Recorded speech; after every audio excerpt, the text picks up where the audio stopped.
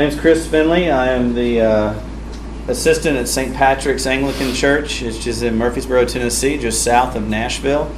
And one of the things that I do there, all their missions coordination for St. Patrick's. St. Patrick's is a church of about 160 or so on a Sunday morning. So we're not a large church, but we're larger than some. But my heart is for missions in a small church. I started out as a church planter in the Episcopal Church before we left to go into the Anglican Church. And so I've done this with very small churches. And as I've done this talk before in other places in our diocese. And one of the things that I've really got a heart for is encouraging small churches to do this, because a lot of times we don't, because we think, well, we don't have the resources, we don't have the people, we can't do it. And the truth is that you can. It is certainly doable. And I want to kind of talk about how we've done it, how you can do it. And this is a very practical, pragmatic talk. I looked at all the examples they gave us for these map talks, and it was all this kind of TED Talk thing. And this is not a motivational talk. I hope you'll be motivated by the time we're done. But it's a lot of nuts and bolts. I'm going to go fairly quickly. I do have copies of my slide deck over here on the table on the left side, and also my card. So if you've got questions, you want to email me or call me or text me, take my card. I'm happy to answer questions. If you have a question in 2 weeks or 6 months, you can always call me or text me or email me. I'm glad to answer those questions, because I really believe in the ability of short-term missions to, one, the effectiveness of them when they are done well, and I add that caveat, when they are done well, and I believe that they can have an effect on the mission field, and they can have an effect on our parishioners when they are done well. How small is too small? When I was a young church planter almost 20 years ago, planting a church on the north side of Nashville, I wanted to do a mission trip. We had 30 to 40 people, 40 on a good Sunday. And of those 40, if you're in a small church, you know that you've got the same groupings of people no matter what size of your church. You've got your core committed group, you've got your regular faithful members, and you've got your sometimers, your two-timers, right? Christmas and Easter, your two-timers. And so you've got these different groups, but that core is fairly small in a group of 30, maybe 7, 8, 10 people at the most. So you're looking at that group thinking, how can I do a mission trip? So I talked to Lynn Bowders, the SAM short-term missions coordinator, and I said, Lynn, can we do this? Is this even possible? Is this just a pipe dream? She said, you can do it. Absolutely, you can do it.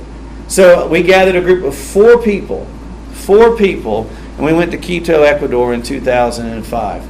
And it was a fantastic trip. We worked with a church that was adding on to its church on the side of a hill. And when I'm talking about a hill, it was a mountainside. And that was overlooking a very poor section of Quito. And it was all do-it-yourself. Codes? What codes? It doesn't matter. You're just stacking cinder blocks and pouring concrete, and you are building this third floor onto this cinder block structure for a parish hall, essentially, on the side of this church. It was wonderful. It was wonderful to serve. It was wonderful for our people to get out of the bubble and see that there are Christians living and serving faithfully in other parts of the world. So you can do it. Open hands, willing hearts is really the main thing that you need to have in order to do this. For the purpose of this, the way I'm defining a short-term mission depends on the situation that you're talking about. Short-term missions can be up to a year or more, but I'm talking about your typical short-term mission that most churches will go on 7 to 14 days. I'm talking primarily cross-cultural mission trips. One thing that I want to quickly add, this does not replace your local outreach or missions. I often get the question, well, why don't we serve people here first? I always get that question. It always kind of rubs me a little bit the wrong way, because I always want to say it's not an either or question. It's a both and. It's not something we're called to do in exchange. It's something we do at the same time. We're called to do both. And so this does not replace local or outreach or missions. We want to work with the larger Christian community around the world. We want to be involved in Jerusalem, Judea, Samaria, and to the ends of the earth, as we've heard before in our talks. And this is a way the local church can actually do this. Missions is not a program of the church. It is the purpose of the church. So how do we do this? The first thing I think we need to do, and I told you I'm going to fly. I would love to unpack this because this is how I start off training my own teams. I think you've got to give people the why. You've got to, especially if your church has never done missions, it's not been on their radar, you've got to help them understand the why of missions. And I think you've got to give them the theological reasons for that. How is this different from the Peace Corps? How is this different from just social work? How is this different from just serving, meeting physical needs? How's the spiritual side of this work? So I think you need to give them the theological reasons, and I've outlined a number of texts that speak to that. And basically the way I outline it for them are those 3 points there. One is the missionary heart of God. We serve a God who is on mission. He's been on mission since Genesis 3. In the fall, we see that Adam and Eve, after they fell, what did they do? They hid, right? They hid. And what do we read happened there? God goes looking for them. Calls out to them. Where are you?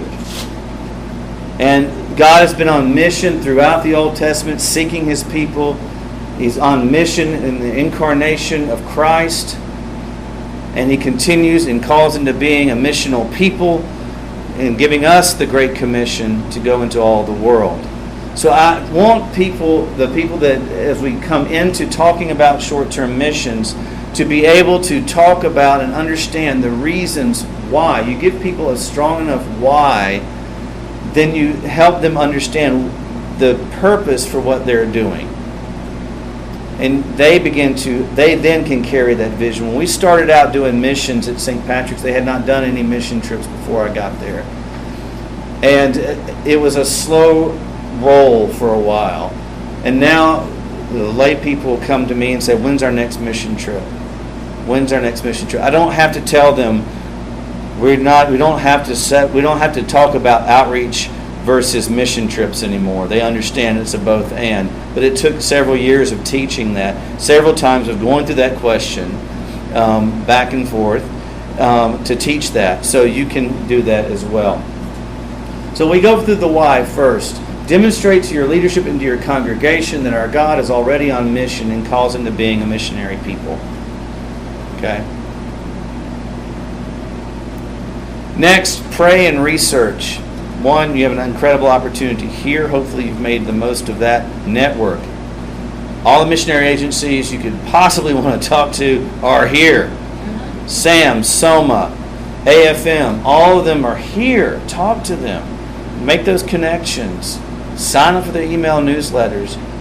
You can do a lot of groundwork here, a lot of research here just by conversations. The way we started is to gather a small group of interested people. Find out there'll be some people that are in your congregations that are interested in missions. Gather them together, start praying about it. You'll hear that mantra a lot and when I'm talking. Pray, pray, pray. Pray about the missions. Research opportunities. You've heard people talk about that this weekend as well. Pray about opportunities. And listen to the Spirit's leading as you research and pray. Stuff will bubble up. Stuff will bubble up to the surface.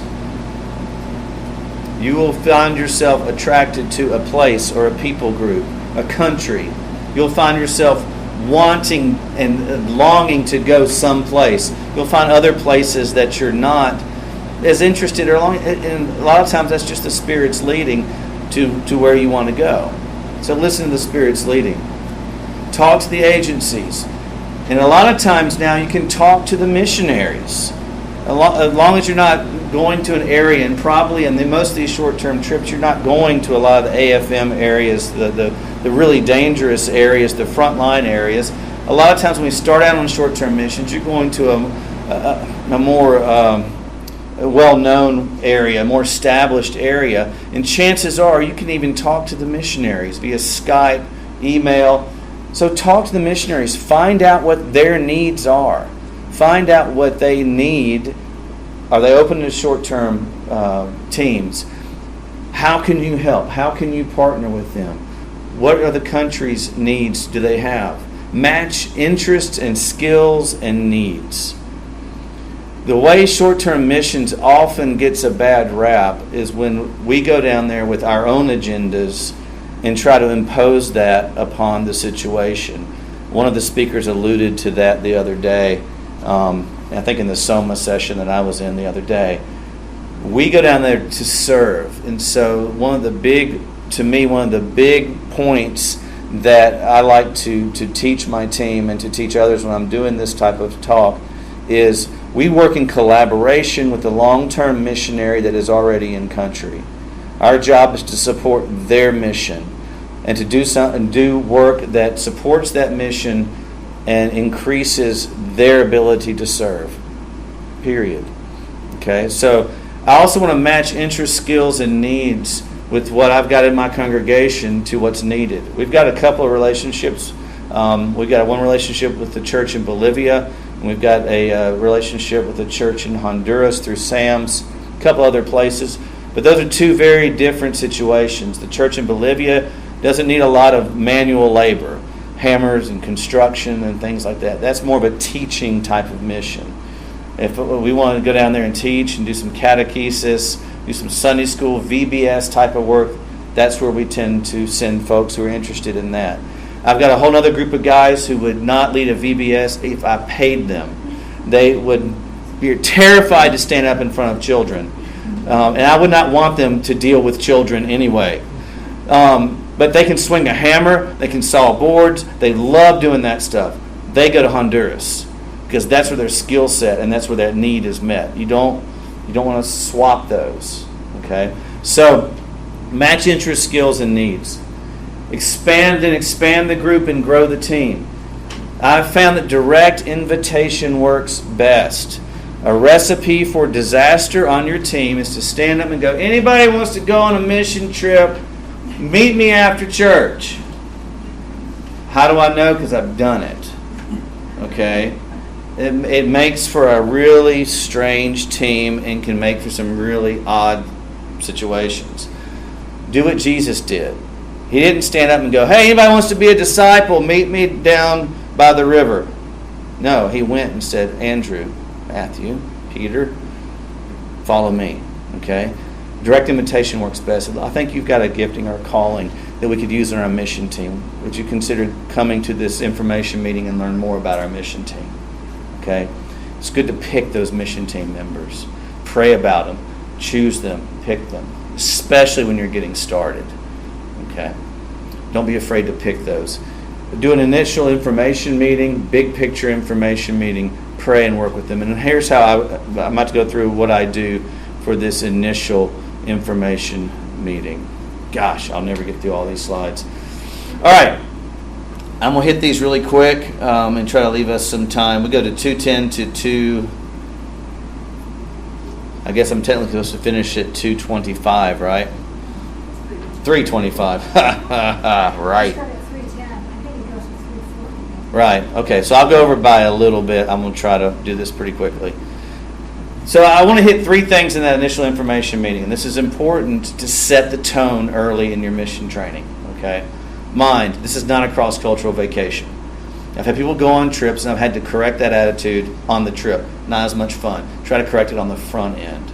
You probably will have to correct it as you go to, especially as it's new in your church.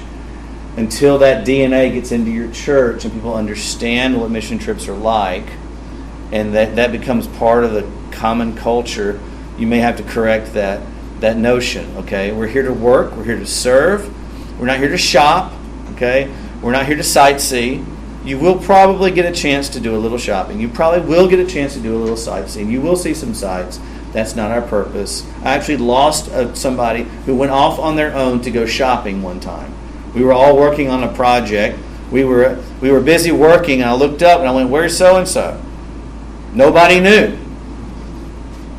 I had to go out in a truck in this a bad section of town trying to find this person, and I see them walking down the street with shopping bags in their hands. "What are you doing?" "Well, we just wanted to go do some shopping." No, okay? Despite having taught this, sometimes people still do what they want to do. But anyway, it happens. You'll be living in close community. I remind them, we're not used to living in close community, are we? We're not. We're used to having our own space and our own time. You're living in close, 10 people, 12 people, put them in close community. You sometimes get a little conflict. It's going to happen. Okay, so be ready for that too. They never believe you. We love each other. Kumbaya. We love Jesus. Yeah, yeah, yeah.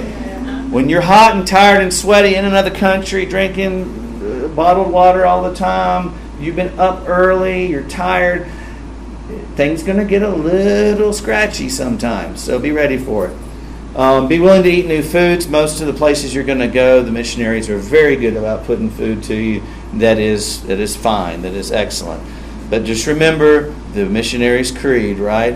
Where you lead me, I will follow. What you feed me, I will swallow. Okay? So there will be occasions where you might try something else. They usually just do that as an attempt to try this. But, I've had a few of those occasions. My son could not believe that I ate a guinea pig one time. So that's something else. Mission. Where to? What are we doing? Logistics of the mission. What's our purpose for serving? Whatever they need is our purpose in serving. Whatever they need. And it will change when you get to the mission field. It will change. Okay? Be ready for it. Semper Gumby. Always flexible. You will be on their schedule. Their schedule may be different from yours. Okay? One time in Ecuador, lunch was at 2 o'clock. The first day I found that out was a tough day, because at 11:30 I'm ready to eat. By 2 o'clock I was famished. We learned to put granola bars in our pockets. You are representing the church and by extension the host missionary. Remember that. We do not want to do anything that is going to detract from that missionary's ministry. That is one of my chief concerns. I don't want to do anything that's going to detract from that missionary's ministry when we leave. We went to a dump, essentially, where people were living in the dump. This was in Bolivia. And even though I had briefed again on the use of cell phones or unuse of cell phones, I was in the front seat of the van as we're going. I've been there. I've been going to Bolivia for years. So I'd seen this before. And I was kind of talking. I was looking ahead and talking, kind of being a little tour guide as we kind of went in. Okay, over here is this. And I turned around and looked back in the van, and everybody had their cell phone out filming. And I just about blew a gasket. Don't film these people. They weren't meaning to be rude, but that's what we do in our culture, isn't it? We see something interesting. First thing we do is whip out our cell phone and start filming. Most of the times when you're training your people, they're not meaning to do anything rude. It's just that North American thinking kicks in without even realizing it. So cross-cultural training is a real important part of what you do. All right, the big question, the big thing, all this is well and good, but for small churches doing missions, the big question is money, right? That's the big. I can get 4 or 5 people to go. The question is, well, how do I pay for it? Even today at St. Patrick's, we do not have a line item for missions in our budget. Why? Because we treat it as a walk of faith every time we do it. Okay? Not that we don't support missionaries. What I mean is for our short-term mission trips, we don't fund that automatically. For our short-term mission trips, we start from zero every time, and we raise that money, figuring that if God's calling us, He's going to equip us to do this ministry every time. So we don't expect the church to fund our mission trip for us just out of the general operating fund. We raise that money. Makes sense? You see what I'm saying? Okay. And I've never had to diminish leave somebody behind because we never had the funding. I didn't do it when I had a church of 30, and we haven't had to do it at St. Patrick's either. So it's a walk of faith. And I tell people, I've never had to leave anybody behind because of this. Where God calls, He will equip. If God's calling you to go and do this mission trip, you will find the money. Okay? You will find the money. We will fundraise together and as individuals. I teach them how to write letters of support to family and friends. We do solicit the church's help. We're going to Dominican Republic. We would like the church to please support us. This is outside the general, if I explain all that. And we would like you to support this team, either with your prayers and with your giving. Okay? We don't do any sort of real hard sell on it. We just present it. There are people in our congregations who have hearts for mission. And you will find that their pockets will open for mission. There's people who have a real heart for children's ministries, and they give generously. But you'll find people that have interests in these areas that want to give to those things. So, and I tell the teams that you really need to understand that this is part of an obedient life of seeking to humble yourself enough to ask on behalf of the Lord what we need to do this mission trip. You're not asking for a flat screen TV. You're not asking to go to Barbados so you can tan. You're asking for someone to invest in the work of God through the local parish. It's a very different ask. And not be afraid to ask that question. We do. We get uncomfortable asking. Okay, we do. We just do. I think especially Anglicans, right? I think we do. There are some denominations that are very easy about asking. But I think a lot of us, I being one of them as an Anglican priest, it's not my favorite thing to do. But I've learned that there are people that it is almost unfair not to ask because that's their way of participating in the mission. They're senders, and they love to send. And they'll do it. So prepare to be surprised. Train your team. I'm going to start flying here now. 4 to 6 pre-trip meetings. Develop cohesiveness. Root the team in prayer. Orient them to the field. Track your fundraising needs. You may have people that are just... I had a 12-year-old kid who went on this last mission trip with his dad. I started out with all adults. Now I've incorporated our youth group into it. We send youth and adults together. Not always with their parents either. So the kids are actually making friends and being mentored by other adults that aren't their parents, which is really a cool dynamic. But this 12-year-old kid, he was the rock star. He raised all his money first. I says, unfair advantage, you're a kid, man. But he did great. He raised his money. He went door to door in his neighborhood and raised his money. Good job. You got it. And one person was a college student who she did all she could with her minimum wage job, and I scholarshiped her with another parishioner who came to me and said, I'll scholarship somebody for you. Just let me know what they need. So you'll find people like that. Study poverty, cross-cultural considerations. Your missionary will help you. Your sending agency will help you do that. And then check your ego. We got to check the egos. I know what to do. I know what's right. We can do it better than they. No, you got to check that. Okay, you got to learn that. Train your team. Continued. The more you do beforehand, the better. Fellowship, prayer, worship, training. Prep them to be patient. There will be difficult days. Be willing as a leader to hold them accountable. There will be days you have to do that. I once looked up and we had said we were going to leave at 4 o'clock from this project, and at 4 o'clock, everybody was I went and looked up and everybody was gone. I'm like, where is everybody?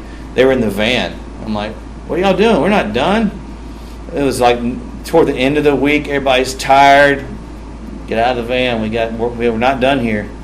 No, everybody's grumbling. Everybody's just tired. They recovered. We got over it. But you got to hold them accountable sometimes. Budget items. Biggest items, your plane ticket, room and board will vary based on the situation and your project costs. Those are the 3 main items on your short-term mission budget. Last few St. Patrick's missions are been about $1,800 for all three of those things put together. Depends on where you're going and what time of year you go. Plane tickets vary greatly. Sometimes you can get out of here for $500. Sometimes it's been almost $1,000. Of that 1,800, about 1,000 of that were plane tickets. So about 800 to 900 bucks of that was plane tickets. About 500 of that was room and board, and about 300 of that was project costs. And that could be paint, could be wood, could be, and we try to buy everything on the local economy.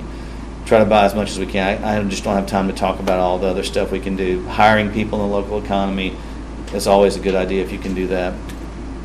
So basically, how do we do it? Pray, teach, plan, form, fundraising, train, and serve. Okay. None of this is a function really of the size of the congregation. It's the size of the commitment to missions. And that old Saturday Night Live skit, you can do it. You can do it. Small churches can do this. I've done it. The idea is, and you can partner with other churches in your area to do this too. So I hope that is a little bit helpful to you. I'm over time. We've got time for questions. We can go next door during this next little bit if we want to do some more questions. But I hope this was somewhat informative to you. Any questions? One other thing, I'm part of Anglican Frontier Missions, and one thing that we've done a lot of short-term mission trips in our church, and not a big church, but we also did, you can do like AFM has short-term trips. You have some folks, in your church, 2 or 4, whatever, who would like to go and join a group like that. I've done 2 of those to India. Mm-hmm. And people from all over. And sometimes, of course, then you don't know them beforehand. But usually we spend like a day or so trying to do some team building and get you to know each other. Yep. So sometimes if you don't have quite enough, you can join either more churches. Yep. Or some of these groups that Sam's, I think, does that and all kinds. Yep. Absolutely. Join on to a group that's going. Yeah. Yeah. Yes, sir. The training you had 4 to 6 times. Is there a reason you wouldn't need more than that? No. It's more just like that's more like I would at least hit 4 to 6. Yeah.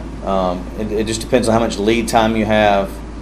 I did a trip, or organized a trip last year, and I kind of broke my own rule and didn't do as much of that. And the trip came off fine, but it was only because they knew each other so well as being parishioners. But I like at least 4 to 6. But the more you can do, the better. And I'm assuming you might meet like once or twice afterward. Yep. Yeah. Thanks. Yeah. Afterwards, the kind of a re-entry is a good. We always do some sort of re-entry. I usually do like a party, a dinner party, and we debrief and talk through what they learned, what were the challenges. All that type of stuff. So yeah, re-entry is something I didn't even cover. Yeah, absolutely.